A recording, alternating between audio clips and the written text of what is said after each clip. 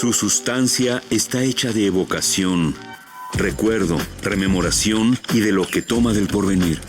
Porque es una parte fundamental de nuestra identidad. Somos nuestra memoria. El programa de Lina que nos lleva de viva voz con los especialistas. Muy buenos días, esto es Radio INA. La Secretaría de Cultura y el Instituto Nacional de Antropología e Historia los invitan a acompañarnos en la emisión de la serie Somos Nuestra Memoria. Hoy contamos con la presencia del doctor Alfredo López Austin. Yo soy Salvador Rueda. Bienvenido, doctor López Austin. Hoy nos gustaría platicar de una de los descubrimientos, quiero decirlo así, de las perspectivas de interpretación de la mentalidad indígena mesoamericana, centrada en la idea del monte sagrado. Siempre que te leo, me acuerdo de una frase de Octavio Paz que ahora leeré.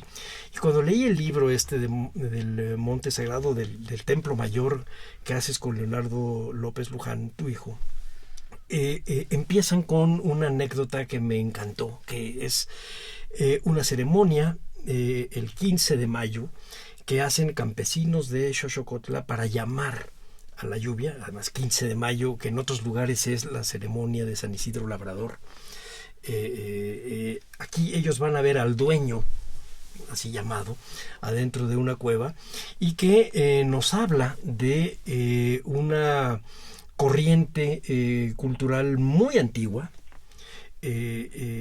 pero entre gente que además, viviendo en la zona zapatista, tiene un marco jurídico mental de posesión de la tierra y de acercarse a la producción claramente virreinal, basado en el derecho castellano. Es decir, estamos viendo gente que tiene distintas capas culturales encimadas.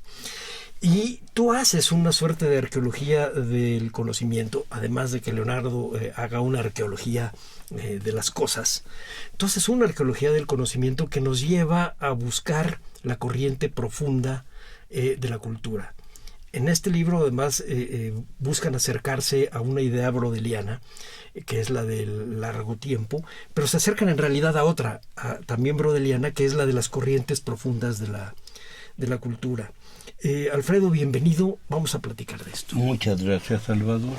Muy contento de estar aquí en tu programa. No, muchas gracias. Voy a leer la frase de Octavio Paz y con esto te doy la palabra para que tú nos expliques exactamente cómo fuiste construyendo esta idea del monte sagrado y del paradigma, es decir, de que tengamos un punto de vista para ver no solo los montes reales, sino los montes creados por el hombre, relacionados a la agricultura y al llamado del agua, al control mental del agua, no sé cómo decirlo. Decía Octavio Paz: el México precolombino, con sus templos y sus dioses, es un montón de ruinas, pero el espíritu que animó ese mundo no ha muerto. Nos habla en el lenguaje cifrado de los mitos, las leyendas, las formas de convivencia, las artes populares, las costumbres. Ser escritor mexicano significa oír lo que nos dice ese presente, esa presencia, oírla hablar con ella, descifrarla, decirla. Siempre que te leo me acuerdo de esta frase de Octavio Paz. Es cierto, son un montón de ruinas, pero al mismo tiempo no lo es. Aquí está. No lo es, pero es muy interesante ese ruido porque marca una vida que no es la del pasado, pero de todos modos está muy, muy fincada en elementos del pasado, reelaborados, adaptados a esta nueva realidad, en un presente difícil, en un presente duro, en el que muchas comunidades indígenas tienen que vivir la actualidad en una forma tremendamente ardua. Sí. Mucho más que nosotros, puede decirse, viven más la actualidad que los otros, en el sentido de que para ellos es una incógnita y es un mundo cotidiano que tienen que resolver mucho más difícil. Más complicado, digamos. Más complicado. Sí. Y que tienen que estar resolviendo de una manera cultural, creando elementos nuevos, creando reinterpretaciones con base, como todos lo hacemos, en todo nuestro acervo recibido por nuestros antepasados, pero que evidentemente nunca podemos aplicar de una manera igual a como nuestros antepasados lo realizaron. Sí. Realmente la tradición es algo que se hace cotidianamente, no nada más se hereda, se sigue construyendo de acuerdo con la vida del presente. Sí, además yo tengo idea, por ejemplo, pensando en esta gente de Xochocotla de la que tú haces este relato, ellos tienen que resolver ritualmente lo que nosotros a partir del siglo XIX laico no necesitamos ni acercarnos, ni siquiera una gente religiosa se acerca tanto como ellos a esta realidad. No, evidentemente no. Y tienen que recurrir a un personaje que es importantísimo y que fue importantísimo en el pasado y que con 1000 nombres actualmente y 1000 nombres en el pasado tiene uno que es muy muy característico, dueño. El dueño. O sea, si lo decimos en una lengua indígena, chane. O sea, en náhuatl vendría a ser chane, el dueño del hogar. Pero es un hogar que es no nada más un espejo, sino un origen de nuestro hogar terreno.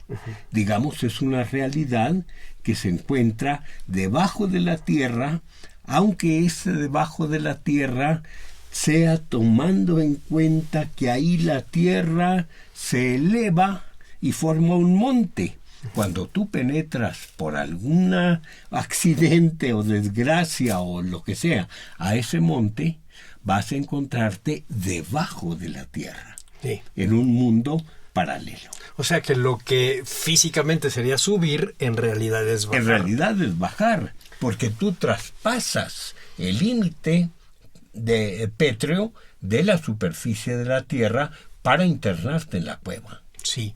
Ahora te quisiera hacer una pregunta con relación a algunos textos tuyos anteriores. ¿Sería el chane algo similar al santo patrono de los pueblos? No es algo similar, es lo mismo. Es lo mismo. Es lo mismo. ¿Por qué? Porque aquí tenemos una cosa muy característica. Chane es uno y chanes son muchísimos. ¿Por qué? Porque tiene proyecciones diferentes en cada uno de los pueblos que está protegiendo. Eso muchas veces lo podemos ver en los mitos actuales. Por ejemplo, en Chiapas ves cómo la figura de Jesucristo de repente se desdobla. Y se desdobla en un montón de sus hermanos que son iguales a él y que van a repartirse por toda la superficie del territorio chiapaneco para ubicarse uno en cada pueblo y ser precisamente el patrono de esa Con su localidad. propio nombre. Con su propio nombre, sí. Con sus propias características, sus propias rivalidades incluso, pero en el fondo todos son el mismo. Entendiendo la unidad y la diversidad de la divinidad mesoamericana. Sí, voy a hacer un pequeño, digamos, una pequeña desviación y vamos a regresar al monte. Hay una parte del principio de su libro, de tú y de Leonardo, en donde dice, bueno, nosotros nos vamos a dedicar en particular a estudiar el Monte Sagrado. Y yo creo que fue una decisión muy sabia, Alfredo, porque la tentación por hacer comparaciones con otro tipo de montes y otras creencias similares es muy alta. Cuando yo empecé a leer el libro, inmediatamente pensé, aquí hay a lo mejor un poco de contaminación. Este monte se parece demasiado al paraíso terrenal de Dante. Exacto. Y tú nos regresas a la realidad. Bueno, aquí es algo que lo discutimos mucho en un principio y tomamos esta determinación. ¿Por qué? Porque por lo regular Leonardo y yo nos enfrentamos con problemas mesoamericanos. O sea, problemas culturales que están dentro de estos límites buenos o malos, pero que nos señalan y que hemos estado tratando de transformar de lo mesoamericano, o sea, algo propio, algo característico. En el Monte Sagrado no nos podemos encontrar con eso. ¿Por qué? Porque si se pone uno a ver la literatura abundantísima, universal, relativa a la religión, vamos a encontrar que el Monte Sagrado, incluso con características que nosotros consideramos muy propias, se da en otros 1000 lugares, o mucho más. Es una idea que no sabemos desde cuándo tiene el ser humano. Aunque tú sí especificas claramente que se trata de sociedades agrícolas. Mira, no, es que yo no quiero meterme en otros problemas, porque es demasiado grande el problema. No tenemos capacidad para abarcarlo a fondo todo. Uh-huh. Entonces lo que tenemos que hacer, sí, trabajar religión comparada. Uh-huh. Pero limitar los límites de comparación. Sí, en este y encontrar un núcleo, digamos, encontrar un área, encontrar una historia, un tiempo, en la cual las semejanzas sean mayores. Y esto es propiamente lo que conocemos como Mesoamérica. Exacto. Pero no es una creencia exclusiva. Tenemos que reconocer que la idea del Chane, como con otros nombres, como dueño de los animales, está en todo el mundo. ¿De qué época? No podemos saberlo. Se puede averiguar tal vez, pero no tenemos los instrumentos necesarios. Entonces, ¿qué vamos a hacer?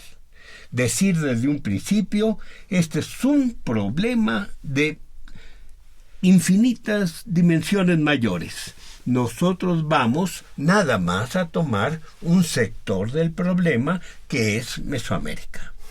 Y para recordarle a nuestro público, estamos hablando de la idea del Monte Sagrado, y en este caso del Monte Sagrado en Mesoamérica. En Mesoamérica. Con toda su diversidad lingüística, sí, de mitos, ideológica, etcétera, con un panteón enorme. Existe esto que ustedes llaman, y yo creo que con una gran certeza, el núcleo duro de la cultura mesoamericana. Es posible. Digamos, no caracterizado así porque nos resultaría un núcleo duro, más bien un núcleo durísimo que se extiende mucho más allá del territorio. Pero en este caso particular del Monte Sagrado. Pero evidentemente ya una vez entrados tenemos que trabajar en religión comparada. ¿Por qué? Porque evidentemente Mesoamérica no es un conjunto de igualdades. Mesoamérica es todo un juego dialéctico de lo semejante y lo diferente, que es lo que nosotros estudiamos. Ese juego dialéctico de lo que se parece y de lo que se diferencia entre las distintas tradiciones mesoamericanas. Sí. Entonces, si hacemos esto y tenemos que usar la religión comparada, tenemos que recurrir a las críticas. Y una de las críticas muy, muy certera que hacía Pedro Carrasco, decía, es que se comparan cosas superficiales y no cosas de fondo.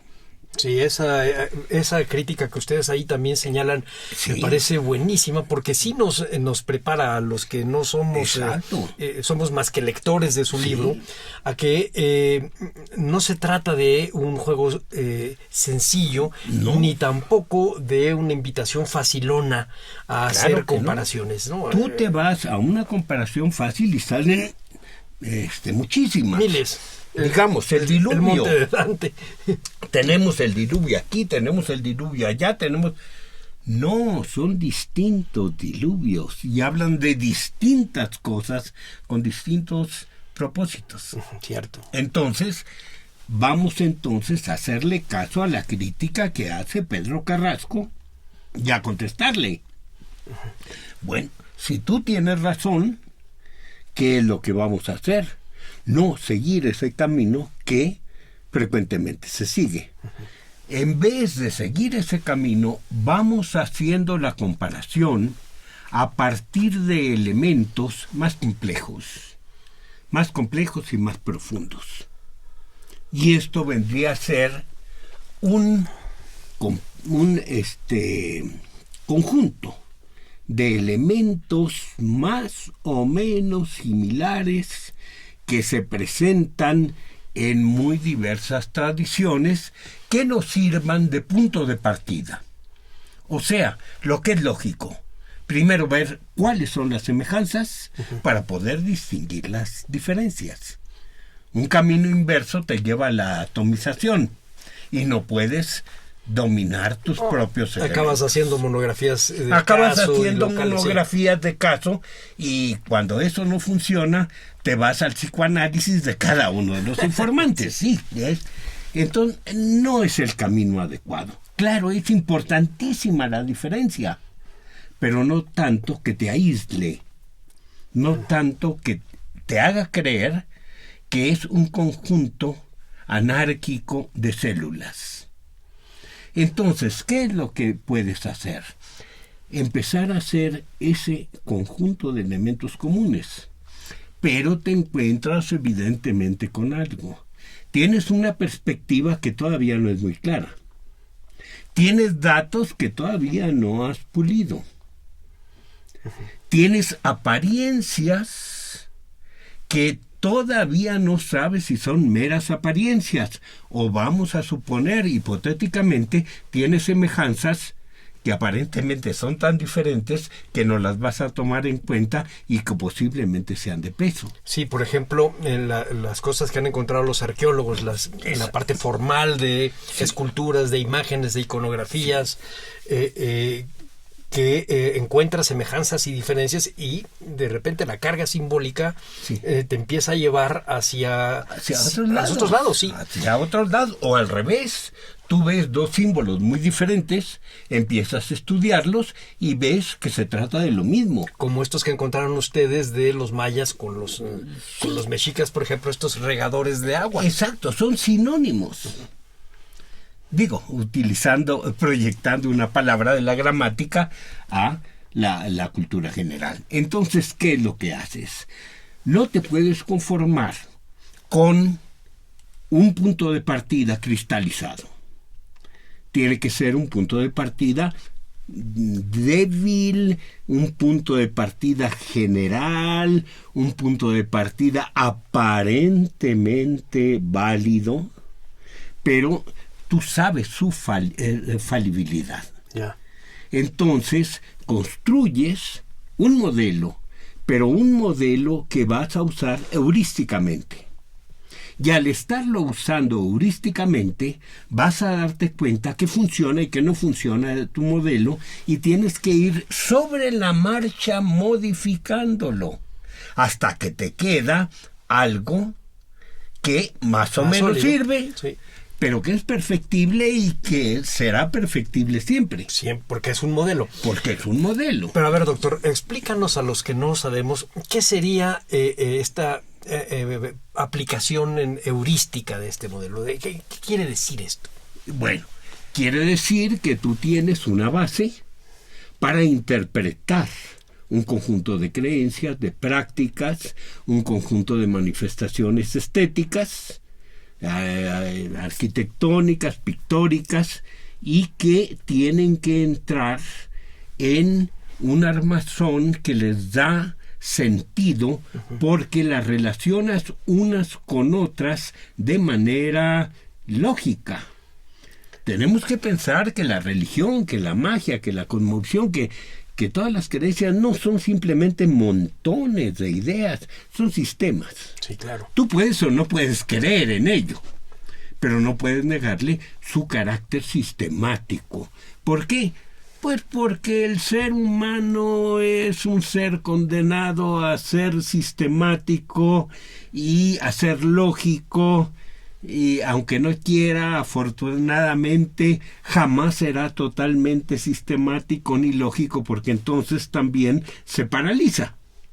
Entonces tiene que ser un ser dúctil ante la transformación cotidiana de la vida, que permita tener bases lógicas sistemáticas para entender una realidad que no puedes entender atomizada y que, quieras o no, tienes que manejar a partir de generalizaciones en tu vida cotidiana. No estamos ni siquiera hablando de la ciencia, en tu vida cotidiana. Si no generalizas, eres incapaz. Claro, no hay pensamiento lógico. No hay pensamiento lógico. Bueno, vamos a aterrizar un poquito. Sí. Si nos puedes explicar cómo relacionas a esta gente que se mete en una cueva en Xochocotla en los años 90, Sí. y que creo que sigue haciéndolo ahora en Sí. el siglo XXI, con el Monte Sagrado y el Templo Mayor de México, Tenochtitlan. ¿Qué relación hay? ¿Cómo fueron armando ustedes esta...? Salvador, nada más que tu pregunta está tremendamente compleja, si me permites. Bueno, sí, claro, te estoy pidiendo que me expliques tu libro. Sí. Vamos por partes.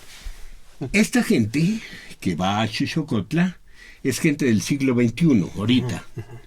O sea, gente totalmente de nuestro presente. Claro, maneja Que va a maletas, resolver sí. sus problemas del presente de acuerdo con sus concepciones del presente. ¿Cuáles son básicamente esas concepciones? Se acercan a un monte que, como el Templo Mayor, se llama el Monte de las Serpientes, Coatepec. Eso para empezar. Entonces, ¿qué significa este monte?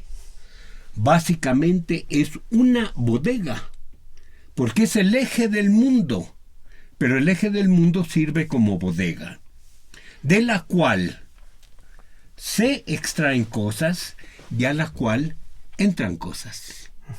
Entonces es el punto de comunicación con el otro mundo y el mundo del hombre. Que no digo del hombre, de todas las criaturas. Entonces, ¿qué es lo que sucede? Si de ahí todo sale y todo entra, si es el destino de todo y el origen de todo, ¿qué van a buscar ahí? Siendo agricultores, una de las riquezas mayores es el agua, a tal punto que ese monte sagrado en algunos lugares se llama Aquescómatl. ¿Qué quiere decir esto?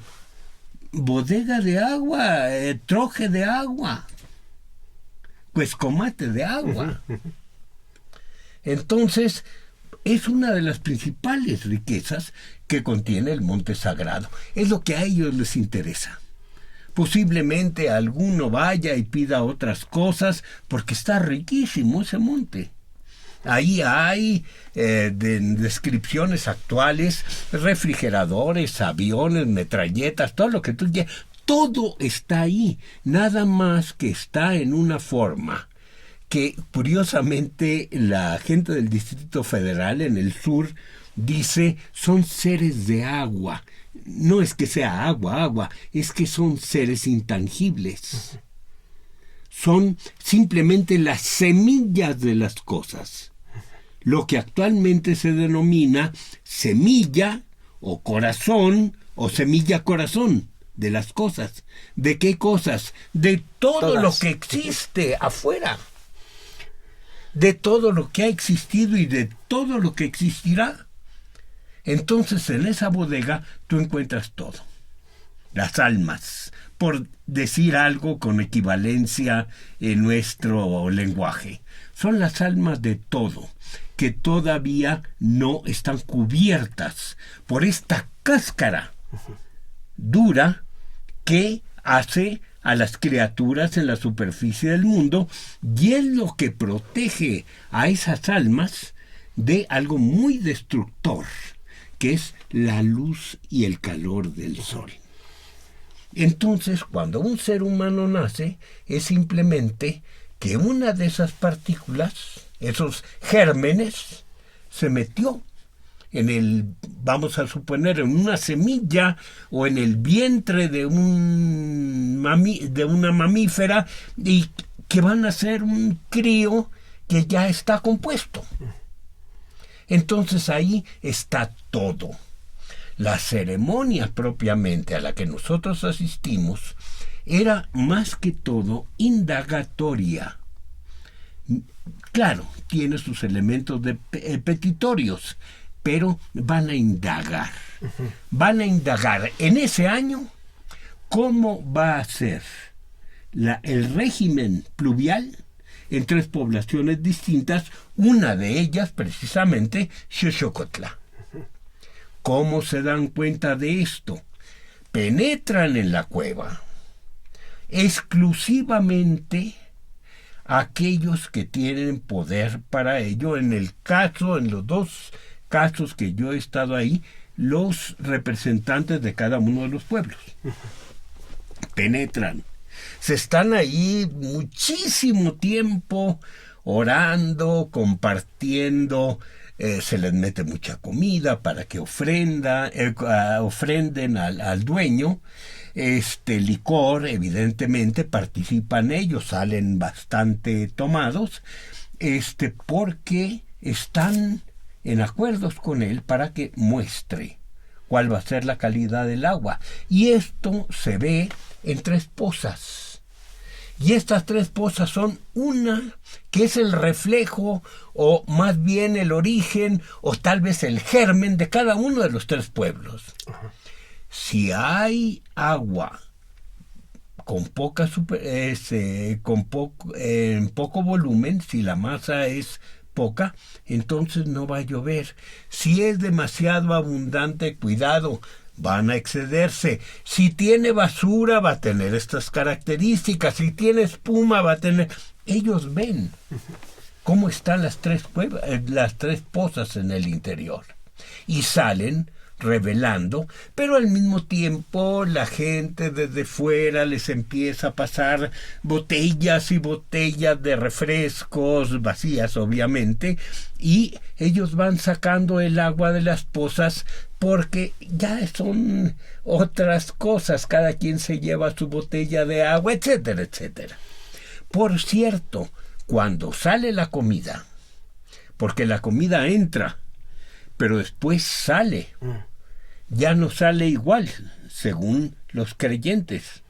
Ya el Señor ha aspirado lo que es la sustancia, o sea, precisamente el olor de la comida caliente. De esto se alimenta el chane. Toda la comida que sale ya es inservible desde el punto de vista nutricio, pero pues nos las comemos los que estamos afuera. Y aquí hay un hecho muy curioso, que no sé si una anécdota, que cuando salen los tamales, nos tocan a todos, éramos muchos los que estábamos afuera, cuando mi esposa prueba un tamal, pues le sabe extraño. Y dice, ¿qué es esto? No sabe a nada, porque el tamal no tenía ni sal. Era la pura masa. La pura masa. Y entonces le contestó uno, es un atamali, o sea, un tamal de agua. Cuando oyó esa palabra, Marta, se fue para atrás, porque dijo, Atamalcualistli. O sea, es una de las fiestas más importantes a los dioses de la lluvia, en que Atamalcualistli quiere decir comida de atamales, de tamales de agua. El problema es que esto se celebraba en el siglo XVI. Y dijo, ¿cómo es posible que yo esté comiendo lo mismo? Y te hago una pregunta. Y esa fiesta que recuerdo que en algún lugar haces perfectamente la descripción, hacen perfectamente la descripción, se hablaba, por ejemplo, de distintos tipos de agua. Sí. ¿Esa fiesta se relaciona con lo que se hacía ahora en la cueva? ¿Se puede armar una línea de filiación? Sí, claro. ¿Por qué? Porque si los relatos antiguos e incluso los relatos actuales te narran que en aquel mundo es una reproducción de este. O más bien al revés. Este mundo de las criaturas es una reproducción del monte sagrado. Te doy un ejemplo, en este caso un ejemplo de la Sierra Norte de Puebla, que una de mis alumnas me proporcionó, bueno, ella lo publicó, Laura me dice, en la Sierra Norte de Puebla hay un monte, y se llama Coatepec. Y le digo, ¿y qué hay ahí? No, pues tiene 7 cuevas. Ella ya había deducido mucho más que yo. Dice, y cada una de estas cuevas es el origen de cada uno de estos 7 pueblos que están... Y cuando Laura me contó eso, pues me sentí yo extrañadísimo de las coincidencias. Es Chicomostoc. No, bueno, por supuesto, estamos hablando de un mito que es mucho más extenso. Sí, claro, Chicomostoc. Lo que nos enseñaban hace 50 años que era el origen de los mexicas. No, para nada, no. Chicomostoc te lo llevas a muchísimas otras partes. Tiene que ver también con alguno de tus textos donde hablabas de la pirámide de Cholula, que decías que la gente creía que si le pegaban se salía el agua. Claro. Con esto querían los indígenas dar a entender a los españoles que no profanaran, porque si se iba a inundar. Exacto. Las pirámides son las imágenes, o más bien las proyecciones del monte sagrado. Y las proyecciones de la pirámide irán hasta el altar doméstico. Uh-huh. Y el Chane también se llama Altepec, o sea, cerro agua. El Chane mismo se identifica con su cerro. Johanna Broda es la que llega a esta conclusión. Y no nada más esto.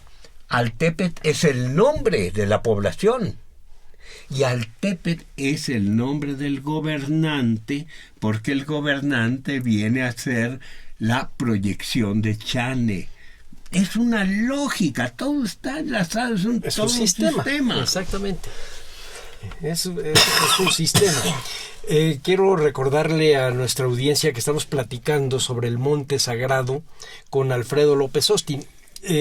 No es el monte sagrado de los mexicas, estamos hablando del monte sagrado como una creencia general. En Mesoamérica. Pero ahora sí me gustaría que en esta segunda parte de nuestra conversación aterrizáramos al monte sagrado Templo Mayor de Tenochtitlan. Sí. Platícanos un poco esta. Bueno, ahí yo sinceramente tengo que decir que cuando estábamos estudiando y construyendo el paradigma, blando, puede decirse, para aplicarlo a un modelo, teníamos también que ilustrar al público de su aplicación en un modelo, o sea, utilizar el paradigma desde el punto de vista heurístico. Uh-huh. Y Leonardo fue el culpable, no yo, de que el modelo fuera el Templo Mayor. Pudimos haber tomado una vasija, pudimos haber tomado una cosa mucho más sencilla, pero no, él quería aplicarlo al Templo Mayor. Y esto pues constituyó un tremendo problema para enfrentarnos a una realidad tan compleja como el Templo Mayor. Pero desde el punto de vista heurístico también tenía una gran riqueza, porque si hubieras agarrado una vasija, tu fuente hubiera sido muy limitada. En cambio, todo lo que han encontrado en el Templo Mayor relacionado al agua, las serpientes, las ranas, los chaneques, etcétera, bueno, te permite pensar que este paradigma no es nada más un juego intelectual, que hay una gran posibilidad de que nos estamos acercando a una visión distinta, a una geografía invisible, pero tan claramente real que reguló la vida de los mexicas. Sí, pero mi idea era otra. Mi idea era tomar no una cosa tan carente de posibilidades.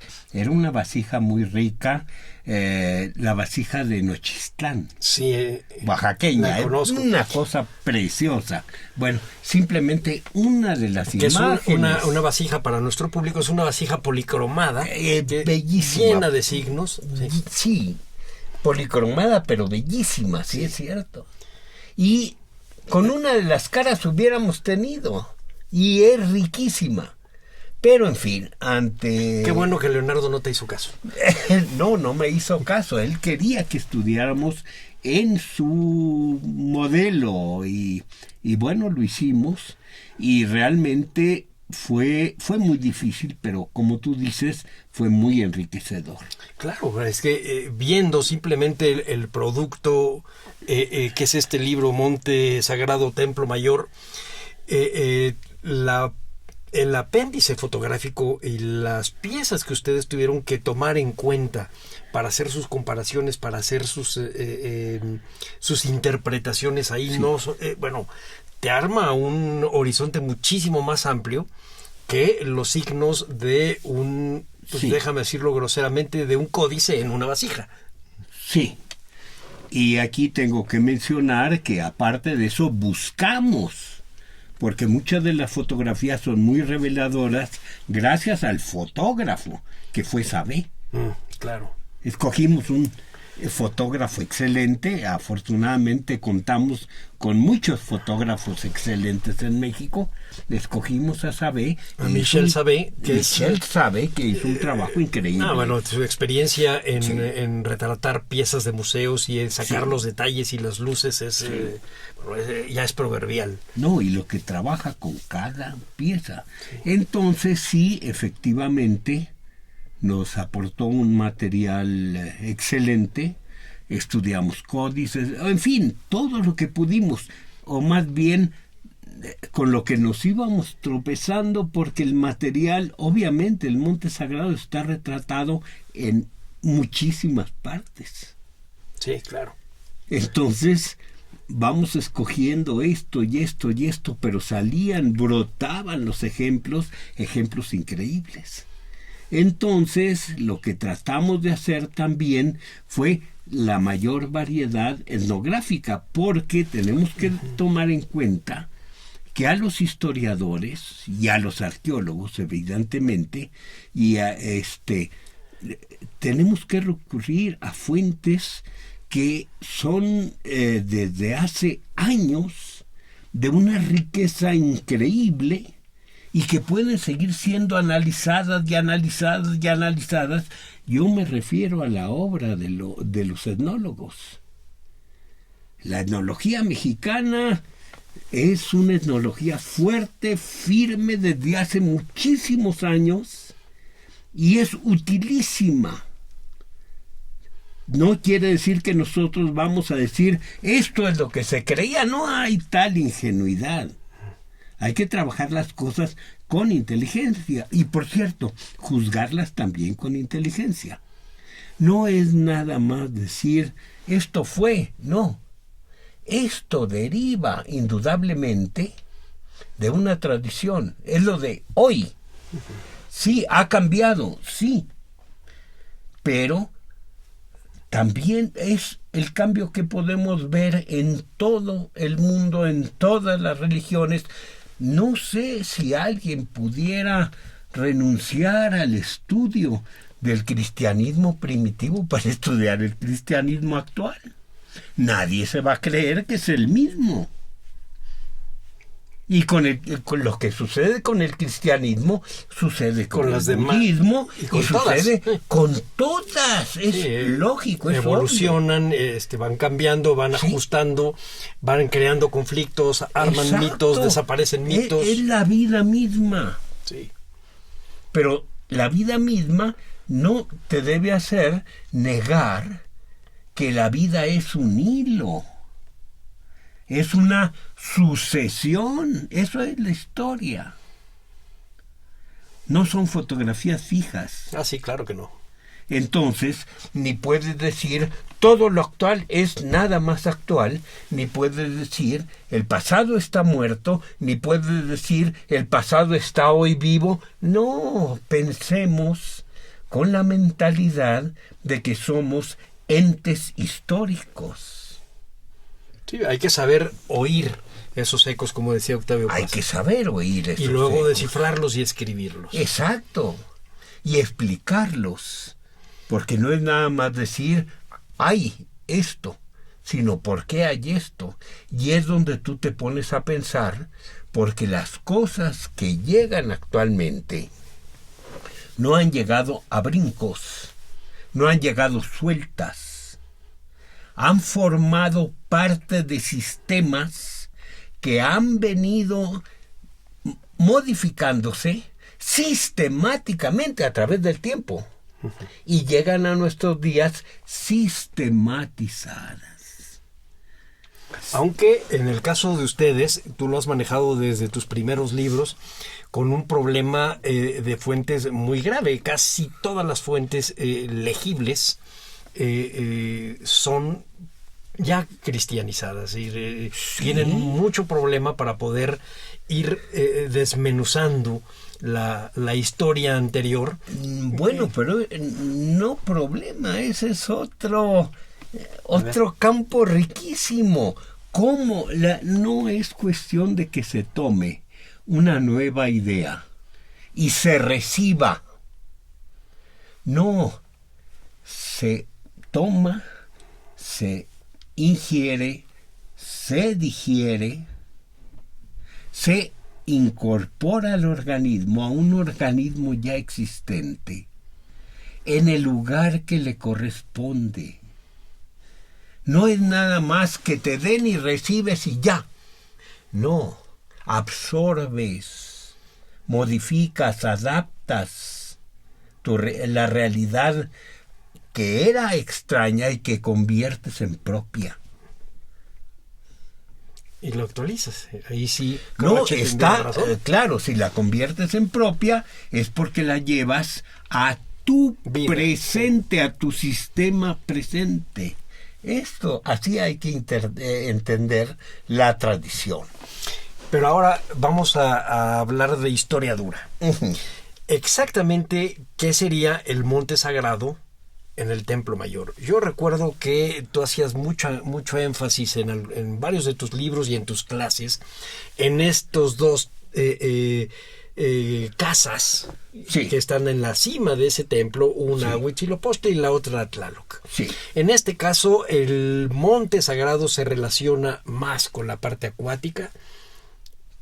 ¿No? Platícanos. Un poquito. No, porque, digamos, ahorita hemos estado hablando de la parte acuática. Exactamente. Pero el mundo tiene dos partes. La solar, habías dicho cuando la haces. Pero manéjame ahorita solo la acuática, que es la que menos conocemos. Como que siempre nos cargamos hacia el estudio de Huitzilopochtli y la parte solar. No, la otra es importantísima. Por supuesto, también. pero la de Tlaloc como que la deja uno un poco suelta. Para nada. Los lectores, no ustedes. Platícanos un poco. Bueno, es que la mitad del templo, digamos, la mitad sin parte de la parte superior, porque siempre hay que manifestar una superioridad de una. ¿Por qué? Porque es la superioridad del macho en una sociedad machista. Bueno, el sol tiene que ser un poco más alto que la parte del agua. Sí, la parte del agua, precisamente, es la que contiene toda la riqueza agrícola. Uh-huh. Todas las semillas de las semillas. Sí. Entonces tenemos que ver una cosa. Son bocas diferentes las que tiene el monte sagrado, porque una es la cueva en la parte inferior y otra es la cueva en la parte superior. Que es el enigma de la cueva de la que hablan ustedes en su... Es la cueva de la parte superior, el astral, es la solar. Es por la que sale el sol todos los días. Tú sabes que el monte sagrado está en el centro.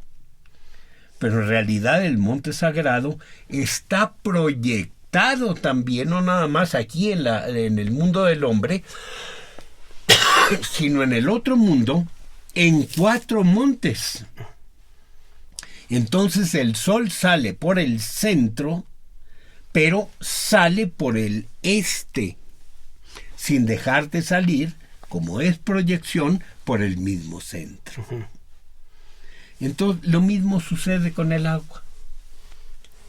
Por la boca de abajo, es la boca de las cuevas por las que salen las nubes que van a irrigar la tierra.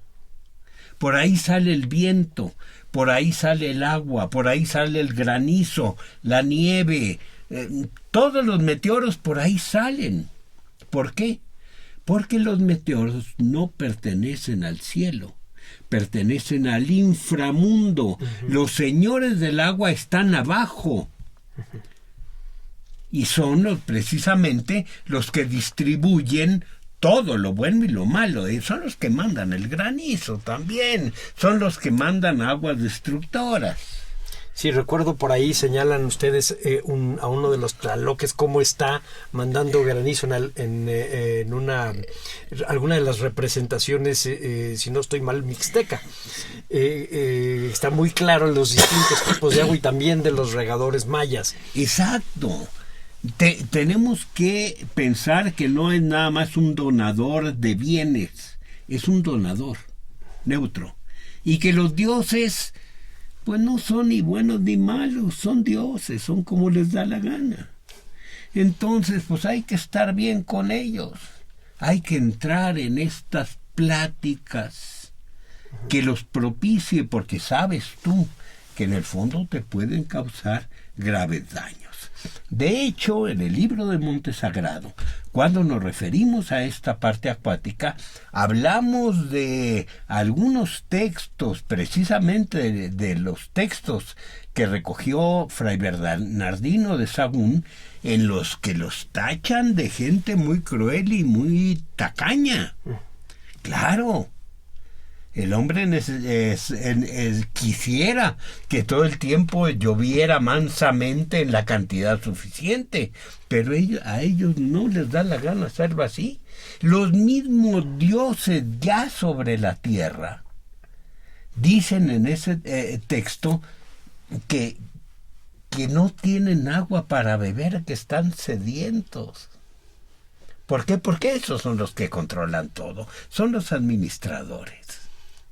Entonces, vamos a ver que en cada uno de los 4 extremos de la tierra, los montes sagrados que están, los 4 que están en cada uno de los extremos de la tierra, son los que mandan agua de distinta calidad. Y hay aguas muy dañinas. Sí, cómo no. Recuerdo ahí alguna vez platicaba sobre los tamales que se hacían acedos, porque era demasiada el agua que tenían. Exacto. Ahora, cuéntanos un poco cuál sería el papel de la serpiente. Estamos hablando de Coatepec, encuentran en el Templo Mayor de Mexico Tenochtitlan muchas representaciones serpentinas de distintas calidades. Sí. En alguno de tus textos hablabas, si no estoy mal, en el de Hombre Dios, de también acercándote un poco a los trabajos etnográficos de serpientes en Veracruz. Exacto. Y en Guerrero, que rodeaban el cerro que era ese Coatepec. Sí. ¿Qué papel tiene la serpiente en particular en este monte sagrado? Sí, entre paréntesis, esto precisamente es uno de los trabajos de Pedro Carrasco. Es cierto. Y el otro es de García de León. Sí, no estoy mal. De Antonio García de León. Bueno, simplemente el papel general, no estamos particularizando. Sí. El papel general de la serpiente es flujo. ¿Por qué? Porque la serpiente fluye. ¿Flujo de qué? De viento, de enfermedades, de agua, de muchas cosas. Pero es flujo. Entonces, el monte sagrado es de los flujos. Cuando tú estudias el Templo Mayor y que vas a estudiar la boca inferior del templo, porque hay símbolos para esto, vas a encontrar un símbolo muy curioso, lo que tú decías ahorita, abundancia de serpientes, las serpientes entrelazadas unas con otras, tal como aparece en un dibujo del Códice Florentino, entrelazadas, como formando un petate, y se llama eso Coapetlatl. Sí. O sea, petate de serpientes, precisamente donde salen los bienes y los males derivados del mundo de las aguas. Te puedo hacer una pregunta totalmente rara. Uno de tus primeros textos, en Augurios y Abusiones de los informantes de Sagún, estamos hablando de un trabajo de que tendrá medio siglo, quizá. No sé, yo ya tal vez. Bueno, pero una de las traducciones que hacías ahí más interesantes era la de Cihuacóatl, la de esta mujer serpiente que va volando, también hablando de los con el dibujo del Tlamatinime de Sagún. ¿Cómo tendría alguna relación o es solamente una relación nominal? Bueno, en uno de los libros yo planteo que efectivamente Coatlicue está simbolizando, cuando menos en una parte de su cuerpo, el monte sagrado. Y es precisamente en aquellas imágenes en que es Coatlicue y que tiene la falda de serpientes entrelazadas, igual que el Coatepec. Pero hay otras imágenes que no tienen serpientes. No las mencionamos porque se nos, están muy dañadas y el público no les hace caso. Pero a esas imágenes no se les dice imágenes de la diosa Coatlicue, sino de Yolotlicue. No hay registro, son corazones en vez de serpientes. Pero son digamos, interpretaciones modernas, es por lo que se ve. No, se ve que son... Sí, pero el nombre es... El nombre es moderno, pero quiere decir, igual que Coatlicue quiere decir falda de serpientes, Yolotlicue quiere decir falda de corazones. No la tenemos registrada en las fuentes antiguas, pero está la imagen de la diosa.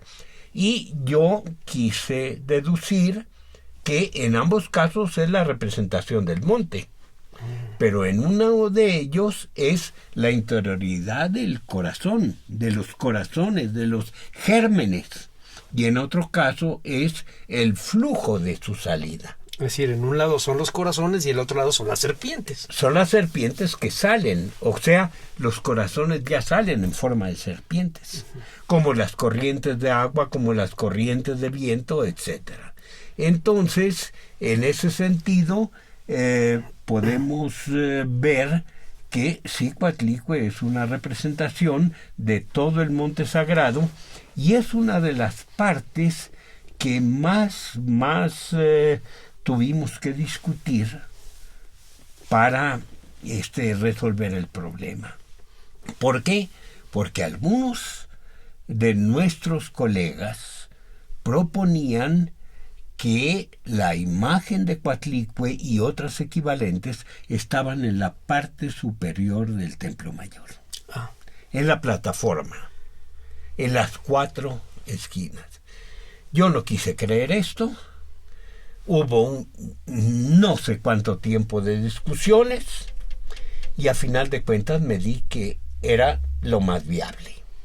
Y ahí que mis colegas, a los que yo había negado la razón, sí tenía la razón.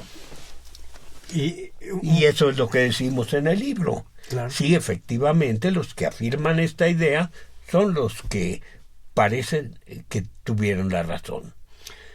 Pero se plantea el problema, a lo mejor no eran las 4 Coatlicue, eran 2 Coatlicue y 2 Yolotlicue. Ya.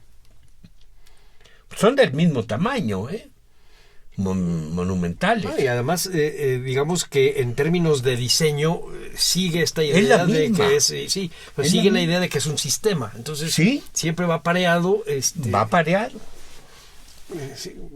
Bueno, déjame decirte, pues nada más para ir redondeando esta plática, En un par de ocasiones, en la primera parte de su libro, mencionan una cierta filiación brodeliana. Sí. Yo creo que si Brodel hubiera leído este libro, se hubiera sentido como él, cuando escribió El Mediterráneo, decía que se debieron haber sentido Heródoto y los paseantes antiguos por el Mediterráneo moderno.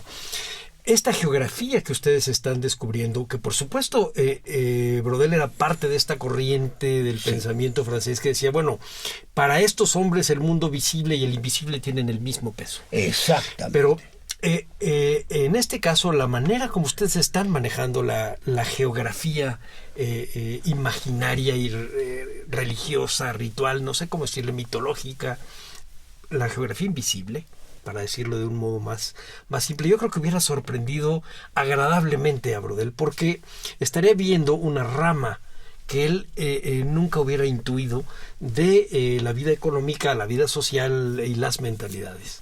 Ojalá tengas razón. Lo veremos cuando estemos nosotros con el dueño. El problema, lo básico en este caso es que no hacemos sino aplicar en el fondo el paradigma de Brodel en otra cultura. Yo creo que vamos a dejar para un siguiente programa que nos desmenuces un poco en qué consiste este paradigma, y podríamos ya ir cerrando este programa con que nos des un par de títulos a los que nos podamos acercar para poderlos leer a ustedes. Dinos algo de bibliografía más o menos a la mano para nuestro público. Yo sé que es mucho, simplemente lo de los etnólogos, pero que es un mundo de libros, pero algo que nos acerque para poder entender lo que ustedes están explicando. Es muy difícil, Salvador, porque pues las ideas se repiten, pero no se repiten nunca igual. Y aparte, ahorita que me estás haciendo esta pregunta, yo veo que no sé si considerarlo falta, pero el año pasado yo escribí una serie de artículos de difusión, 3, tratando de abarcar con ellos, son muchísimas páginas, así que en cálculo serán 270 páginas del artículo. Se publicó en 3 números de una revista, la revista, se puede decir, claro, Arqueología Mexicana, el año pasado. Pero ahorita que me estás preguntando eso, creo que no le di importancia a Monte Sagrado, que nada más lo menciono, no desarrollé. Claro, yo tenía el problema de que hay que limitarse a un espacio. Y a un cierto tipo de público, pero te voy a decir algo. Yo creo que para nosotros que somos lectores, no somos especialistas en este tema, lo que nos acercamos es a través de ustedes. Es importante el movimiento del pensamiento, es decir, ir viendo cómo fueron llegando a estas conclusiones. Así que si tú no me dabas ninguna bibliografía, yo iba a tener que decirle a la gente, ¿saben qué? Métanse a la biblioteca, empecemos con los títulos de que sacó la UNAM hace 50 años y vamos a ver el camino de Alfredo López Austin, desde sus traducciones de Sahagún hasta sus interpretaciones de mitos antiguos y modernos, hasta sus trabajos comparativos que salían en pequeñas dosis, por ejemplo, en Hojarasca o en la revista del Indigenista, que luego juntaron en las 2 ediciones de El Conejo, en la cara de la luna, que me parece un libro maravilloso. Que lean un libro más complejo como Cuerpo Humano, que lean, ¿me entiendes? Entonces hay una lógica intelectual tuya que te va a llevar a esto que ahora nos estás explicando. Hay uno, permíteme decirte, hay un libro en el que yo explico, pero la mitad del problema, o sea, la mitad acuática, por esta que tú me preguntabas, y se llama precisamente Tamoanchan como totalidad y Tlalocan como particularidad. Es cierto, está en el Fondo de Cultura, quien quiera leerlo. Efectivamente, un libro riquísimo. Pues quise explicar eso y luego tenía el proyecto de explicar la otra mitad, la mitad celeste, pero bueno, ya la vida lo lleva a uno por donde menos piensa. Pues bueno, vamos a dar por terminado este diálogo con Alfredo López Austin. A nombre de Radio INA, doy por terminada esta emisión que fue posible por la generosa participación tuya, doctor López Austin. Gracias a nuestros escuchas por su atención. Les sugerimos consultar más de nuestra producción a través de www.radio.ina.gov.mx. En la realización, la Dirección de Medios de Comunicación a través de la Subdirección de Radio INA con Gabriela Marentes al frente. En la producción, Evanibaldo Morales. En los controles técnicos y edición, Rubén Martínez. Yo soy Salvador Rueda. Hasta la próxima. Las opiniones y comentarios aquí expresados son de entera responsabilidad de quienes proporcionan la información y no representan necesariamente las opiniones de Radio INA ni comprometen el pensamiento editorial del Instituto Nacional de Antropología e Historia.